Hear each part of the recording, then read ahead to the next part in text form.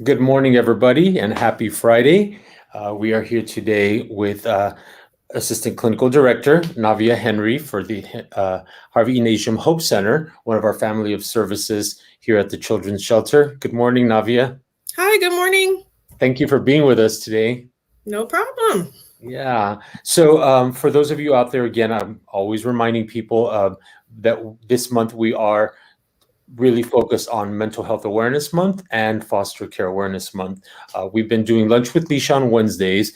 She's our care recruiter here at the Children's Shelter for our foster care program. And we had a guest, Mr. Cunningham, who's one of our foster parents, joined us this week. And we've had regular conversations in the last few weeks with our Harvey Najim Hope Center staff, who are very grateful to have here sharing the information with the community. And so again, my name is Ernesto Olivo, and I am the social media and art and activities coordinator here at the Children's Shelter. And it's always great to be here to provide this information to our community members and so to our clients who tune into these sessions. And so it's really a big honor to provide this information to the community, and we will continue to do so.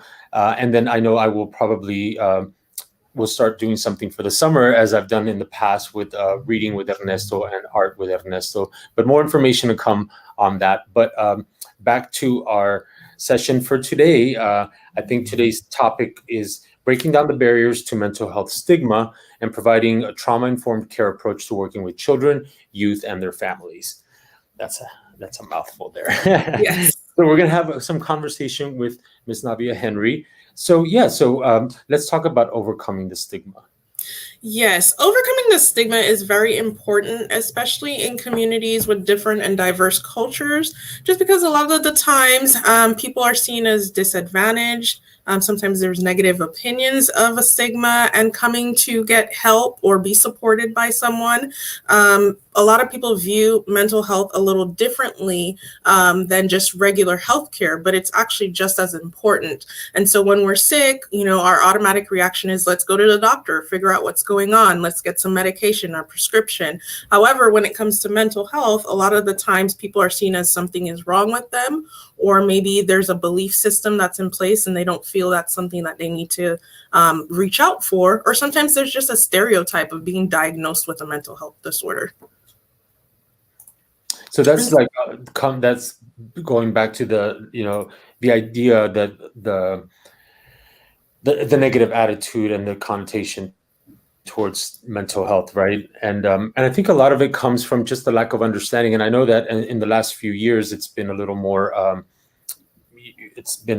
within conversation, right? Whether it's in our media or even on artists and musicians, and are on TV shows, and so this topic is getting a little more normalized, if you would, I guess. And that's a really, really good thing, because I think that's always a great start to the destigmatization, right? Absolutely. Absolutely. And so what are some traits, stereotypes based on some stereotypes that normally we see are usually harmful to that individual in how people see them. So a lot of the times it's just reluctance in seeking any type of therapy. Maybe it's family members who are not supportive. They don't fully understand what therapy can do for them. So it's just a lack of understanding. There's fewer opportunities for some individuals, depending on the type of treatment that they're needed or the area that they're in. It could be anything from just being bullied or maybe physically harassed because you're going to get help or services. A lot of people right now, especially with the pandemic going on and losing jobs, health insurance is a big thing. And a lot of health insurance don't cover the type of treatment that people are needing or as an extended treatment. And so a lot of time people are not financially able to get those services. And so when they have a lot of those things that are going against them, then the automatic, of course, response is, well, that's just not for me, or others are going to see me as deemed unworthy or different. And a lot of people in the community don't want to feel that way. And so they don't really engage in trying to find those services that they need. And I still think a lot of people who don't have access, we have a lot of people in underserved communities who just don't have the ways or think that it's a possibility to go out and find, this information and the people and or the help that's out there, right? And so how do you guys at the Hope Center play a role in that? Yes, we definitely try to go out and do outreach services to different communities, schools. We like to keep on task with other individuals, maybe finding grant support. So we do have some grant services here as well. And just helping the community to understand what we're here to do. We support the community and also other agencies. So we want referrals from other agencies, and we try to connect and get an understanding of what services they have. So if we are not able to provide that or help that family, we at least know somebody who can. And so a lot of the times what's happening is people are bouncing from place to place because they're not really getting what they need when they do finally reach out for services, and some may give up. And so we want to make sure we break down those areas for them so they're not having to go from place to place. Okay, and what about some barriers to effective treatment and interventions? Like I said, of course, there's that financial, obviously the stigma or feeling like they're going to be discriminated. Sometimes people don't want to talk about any type of abuse, whether it be substance abuse or physical abuse, and they don't want people in their information, or a lot, as we say, we don't want you in my business. So they feel that a lot of times they're just kind of giving out a lot of family secrets. Or they don't understand the mental health system. And so they gain information from it, and then they're not sure what to do next. And now they're realizing, now I need to ask for help for something else. And it becomes kind of a cycle where it's just a system that's really not navigated very well. And if you don't have that individual that's there to support you and help guide you, it becomes a very overwhelming task. So what can we do about eliminating the stigma of asking for help?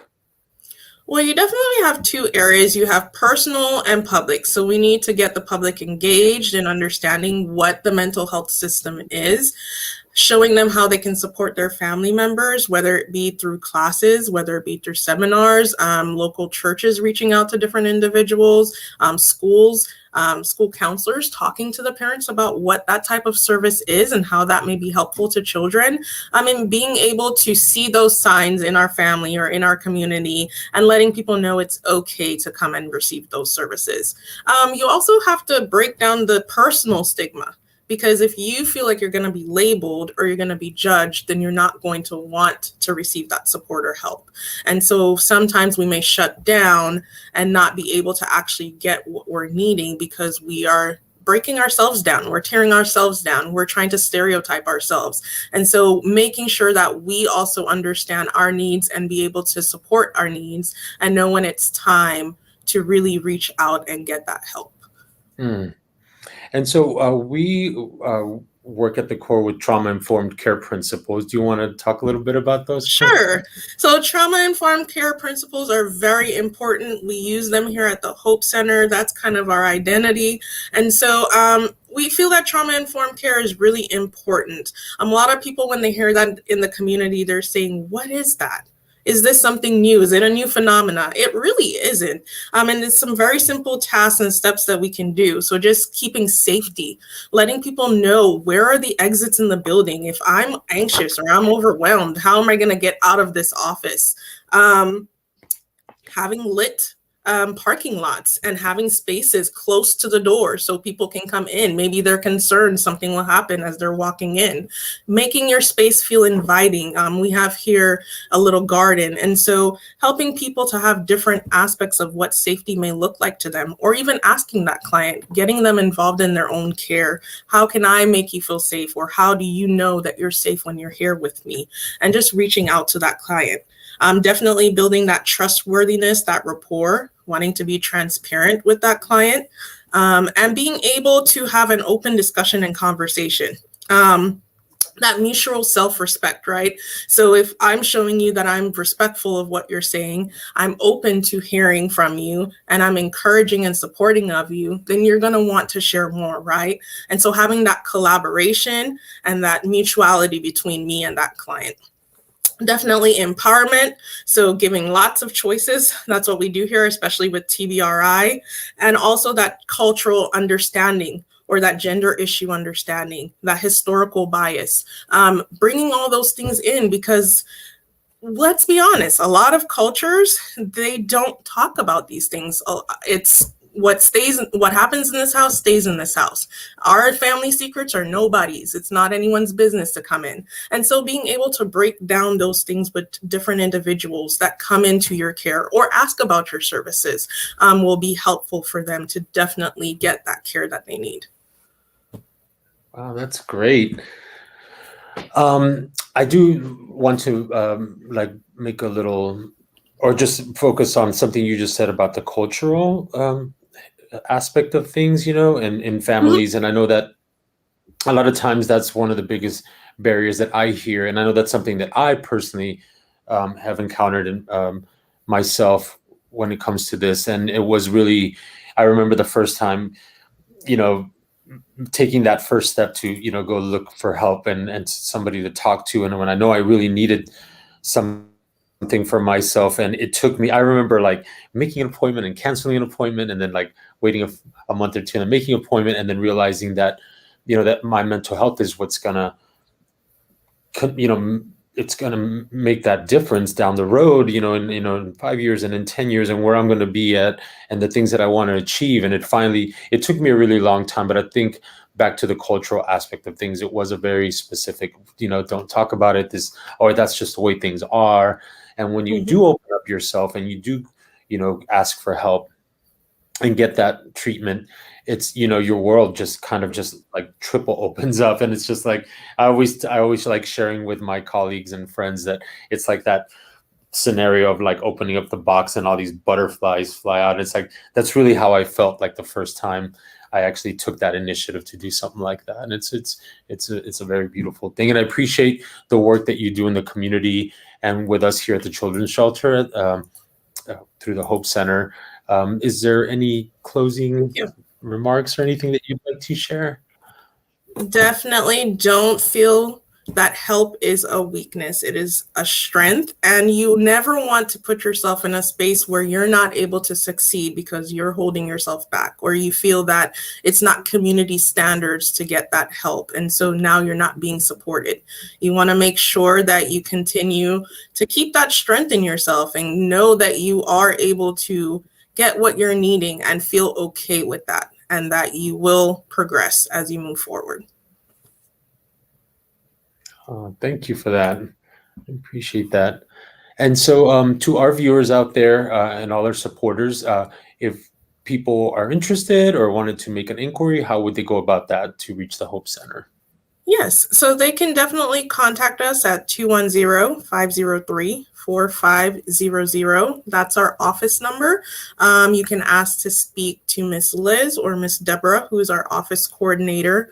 You can also reach out to us on the Children's Shelter website and go to the Hope Center, and that email will come directly to our office coordinator, and we will be able to assist you. We also are now covering insurances as well, so we're really trying to get out there in the community and find the best way that we can support everyone.